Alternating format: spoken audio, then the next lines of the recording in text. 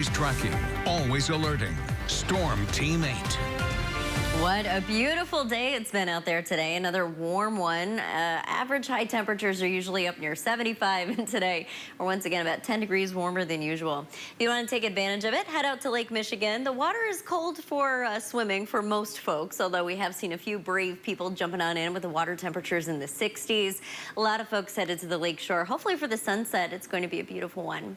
Looking at our high temperatures today, we made it up to 86 in Grand Rapids, 89 in Muskegon, 87 in South Haven. And for those of you counting along at home, that makes it the 4th day in a row of 80s. It's been very sunny the last 4 days as well. If we're looking at our stretch of 80-degree days, the longest to ever occur exclusively in September was 11. And again, we're already at 4. In fact, we can make a run at 13 days straight in the 80s. That is pretty exceptional as far as warmth goes. Overnight tonight, we get a nice cool down, though. Headed down to about 56 for Newaygo, 61 in Muskegon.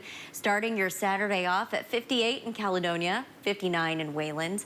All in all, the dew points are going to stay pretty easy to take, so this will be a cool overnight low with lower humidity and cooler temperatures combined. Here's a weekend overview. Saturday 87 and Sunday 86. Each day will have a little bit of cloud runoff, but not much.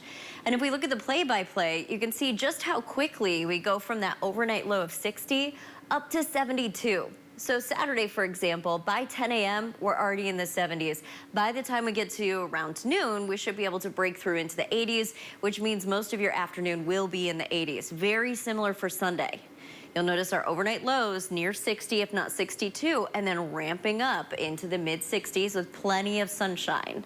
Wildfire smoke should stay kind of at a minimum. Might be a little present aloft, but it's not going to be a huge factor in our forecast.